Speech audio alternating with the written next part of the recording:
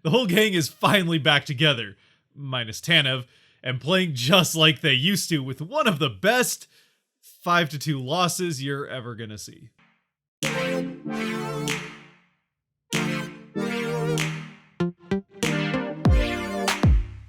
What's cracking, everybody, and welcome back to Kraken R&R, where the Seattle Kraken start a 5-game road trip in DC against the Capitals, who they beat 5-2 earlier this season. Unfortunately, the same score happens again this time, but not in Seattle's favor, as they fall to the Capitals 5-2. But to be honest, although there's no such thing as moral victories in pro sports, if you showed somebody this entire game minus the actual goals and asked them who they thought ended up winning the game, I think most people would probably pick the Kraken, as they really do dominate this game throughout large portions of it, but just can't quite manage to finish enough times to end up winning the game or even really come close to it on the scoreboard. And ultimately for the Kraken, their Achilles heel in this game is the same as it's been for a large portion of this season, and especially the last couple of months, that being a terribly underperforming special teams unit, where the Capitals go 2 for 2 on the power play, and the Kraken go 0 for 3, which does end up being the difference in the game, minus an empty net goal at the end. It's not all bad news for the Kraken though. For one thing, with Arizona and Montreal starting to win some games, the chances of the Kraken actually getting that first overall pick and a potentially franchise-changing talent in Shane Wright is starting to look like a real possibility. Although, if you don't like the idea of the Kraken finishing in dead last in their very first season, maybe that isn't the best news. Either way, there's good news for the Kraken as well in the short term, as before the game, they not only get Jared McCann back from the IR after missing the last week, but also Jaden Schwartz finally returns to the team after missing the last 2 months not playing in January or February for Seattle, both of whom were also leading the team in points at the time that they went on the IR respectively. So yeah, it's definitely good to have those two guys back in the lineup, even if it doesn't end up making the difference in this one, though Schwartz definitely tried his best. And even aside from their return, there also was one other big milestone for the Kraken this game, and that was the 1000th game in the career of the captain Mark Giordano, who there has been a lot of rumors around the trade deadline and whether or not the first captain in team history might not even finish the season with the team. But regardless of what these next few weeks hold with Giordano and the Kraken, he will always have a special place in the history of the Seattle Kraken, being the first captain in this first season, and the Kraken will always hold a special place in the course of his likely to be Hall of Fame career. Even if it is a short time that he spends with Seattle, it will always be the first and only place that he was ever drafted, as well as being the place that he played his 1000th game. Getting into the game itself, it's a strong start for the Kraken right out of the gates after the puck drops, pushing right into the DC end of the ice and getting a number of shots off on goal, especially that Gord Appleton Blackwell line that was so good and made the big difference in that game against Nashville just a couple nights ago. Really standing out early in this one in both of their first 2 shifts, pushing immediately to the other end of the ice and getting a few of those good scoring chances right away. And although DC was able to push back to the Kraken end from time to time, it never really lasted all that long. They still were able to get some shots off here and there, Ovechkin having one pretty good open look at one point early on in the game, though Drieger, who was in net for the Kraken in this one in the first game of a back-to-back, Grubauer likely to start again tomorrow night, was able to come up with a save there, and the Kraken again did not let the Caps spend very much time at their end of the ice, pushing right back to the other end every single time and getting a number of shots and scoring opportunities of their own on the DC net. The Capitals really all night long were doing a good job of blocking a lot of shots before they got to the net, but even the ones that did get to the net were getting answered by Vitek Vanacek, who was absolutely a brick wall for the Caps in goal tonight. And for those wondering, yes, that is the same Vitek Vanacek, not that there's another one that the Kraken drafted in the expansion draft from DC and then traded right back to them for a second round pick just a few days later. Which, in the broadcast, they did mention that one of them saw a Seattle Vanacek jersey in the audience, which, yeah, it's a fairly unique one, and I mean, I guess he got drafted in the expansion draft, so why not, right? I mean, even if he never has and probably never will play a game for Seattle, he still does hold a place in franchise history. Even with the Kraken dominating this first half of the first period, and even after all this pressure that they've gotten off on the DC end of the ice, the Capitals get a rare to this point in this game rush chance at the Kraken end, It's Ovechkin carrying the puck into the Kraken end. He's able to dangle around Lauzon at the faceoff circle, though to Lauzon's credit, he does recover and get a stick in front of Ovi before he can get a shot off. However, Ovechkin is still able to drop it off for Wilson coming in behind him, who also dangles around a Kraken player himself. This time it's Jaden Schwartz. He gets the shot off and puts it in past Drieger to give the Caps the 1-0 lead. And as if getting scored on by Tom Wilson isn't bad enough, matters only get worse for the Kraken 34 seconds later when right off the faceoff, DC is right back into the Kraken end of the ice. It's Jensen to Dowd, up to Orlov for the one-timer, right through Drieger's 5-hole and into the back of the net. And just like that, it's 2-0 Caps. A little bit later, Schwartz does draw a penalty for the Kraken, and on the delayed call, McCann gets a pretty good shot off on the DC net, though it is shut down. And then the Kraken power play, well, let's just say their performance is nothing new. I guess the silver lining at least is that the Kraken power play doesn't give up a shorthanded goal this time, and on top of that, they're also able to keep momentum going in their favor and the ice tilted towards the DC end coming out of it, which quickly leads to an Alexiak shot, which rebounds out in front to Sheahan, who's right there to pick it up. He tries to wrap it around Vanecek's leg, but just can't quite make it happen. And the second rebound also goes out to a Kraken stick. This time it's Donskoy, who, to be fair, although he does have some empty net, has been denied on a number of occasions with good scoring chances so far this season.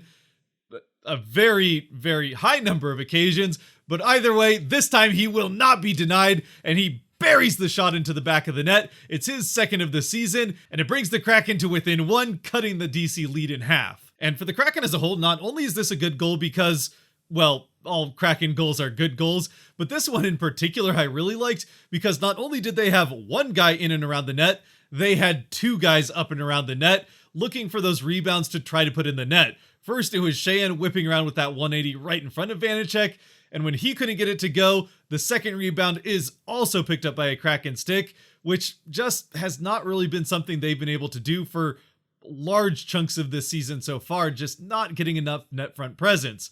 This time, they have two guys there, and it pays off as the second rebound is able to get put into the net. Which just goes to show, especially for you newer fans, not only is it important to get pucks to the net like you're so often told by the players, it's also important to get the players to the net as well, because it helps get more pucks to it, and even get some of them into it.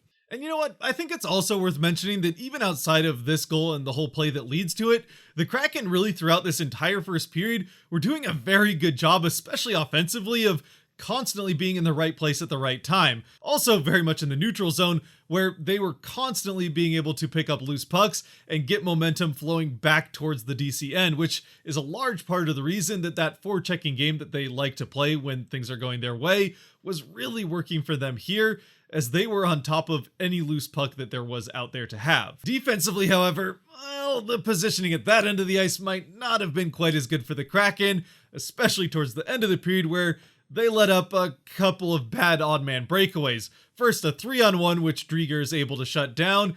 And then next, it's a 2-on-1 with the pass getting to Ovechkin. He gets another clean look at the Kraken net. Fortunately, Drieger sees that pass to Ovi coming all the way as, yeah, it's Ovechkin. Of course, he's going to get the pass and the shot. Drieger reads it all the way and is able to once again stop Ovechkin from getting a goal and getting ever closer to that Wayne Gretzky record. At least for now, anyway. Early in the second, the Kraken picking up right where they left off in the first offensively. It's Appleton up to Blackwell, breaking into the offensive zone along with Gord. Gord splitting the defense, cutting in front of Blackwell, who still has the puck, drawing one of the defenders with him. Blackwell, who's then looking for a shot, is defended well by Carlson, who's able to separate him from the puck initially, but Blackwell stays with it, gets the puck back on his stick, fires off a shot, and scores to tie up the game at 2.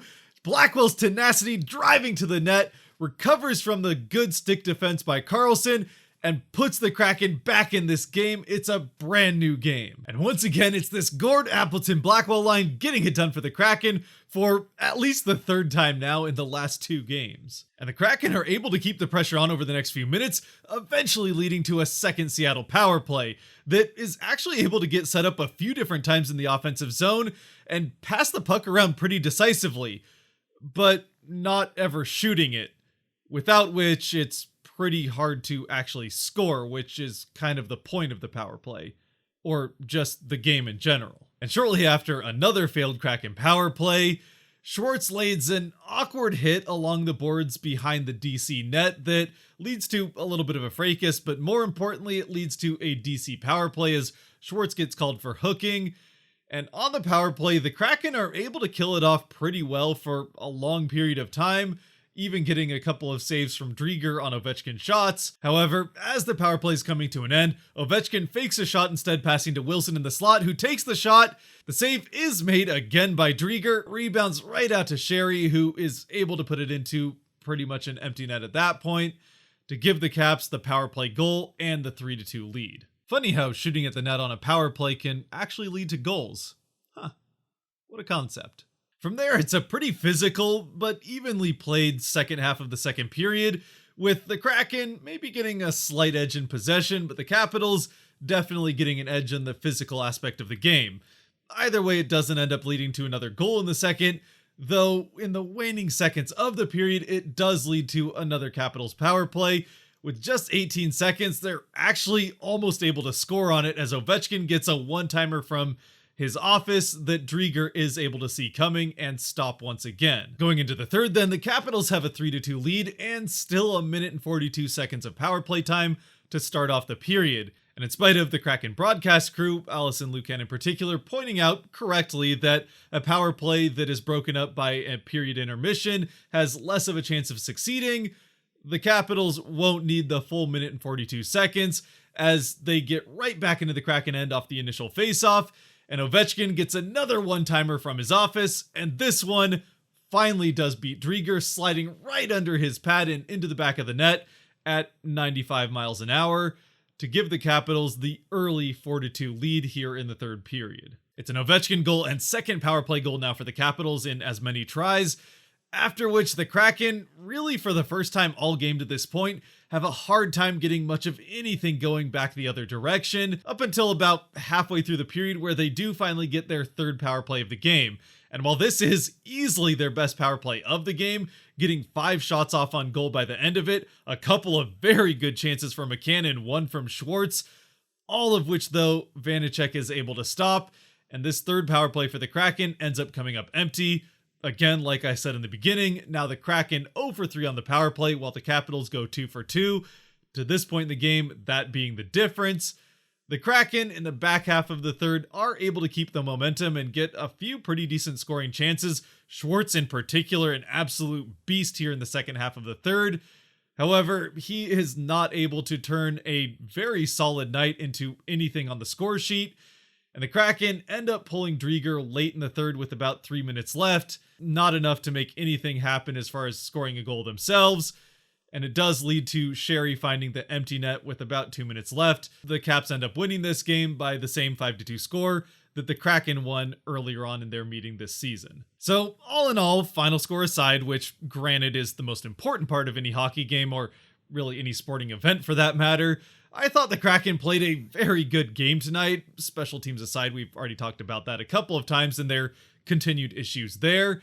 But at least 5-on-5, the Kraken honestly outplayed the Capitals for this entire game outside of maybe the first half of the third period. And for the Kraken, who, regardless of what you think of them, either at the beginning of the season or now, were never going to be as good as the Capitals, at least in this first season, for them to outplay a team like that in their own building is certainly something to at least take as a positive coming away from this game, even if the final score isn't particularly flattering. The frustrating part is that this is an all too familiar story for the Kraken this season, especially from November and December, where the Kraken just seem to continuously outperform and especially outpossess teams throughout the courses of games, especially 5-on-5, but end up just not being able to finish quite as well as other teams are able to do against them.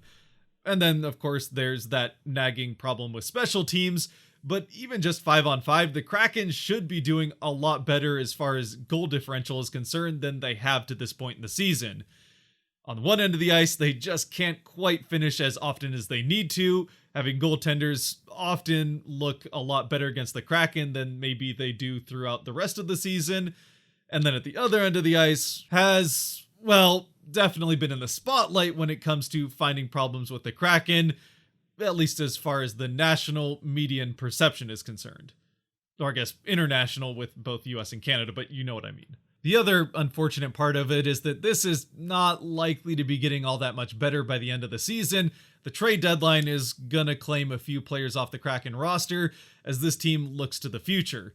The good news for those of us who are in for the long haul is that the more games the Kraken lose, the better it is for their future, and the better likelihood they have of getting a Shane Wright type of player in this upcoming draft.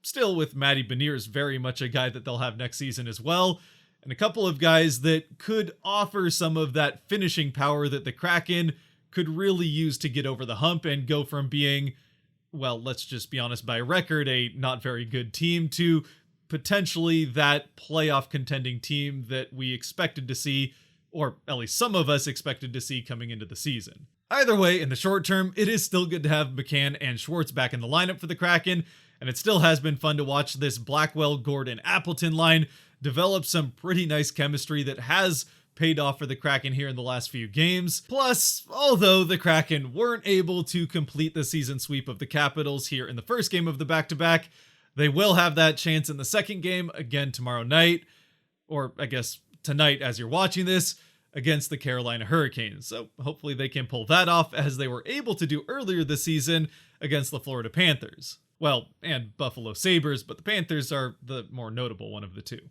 And until then, let me know what you thought of this game down in the comment section. And of course, if you have made it to this point, thank you very much for watching. If you did like or enjoyed this video, there are buttons for that kind of stuff down below that help support the channel, so I'd appreciate you using them. And as always, stay safe out there, be good to each other, and go Kraken.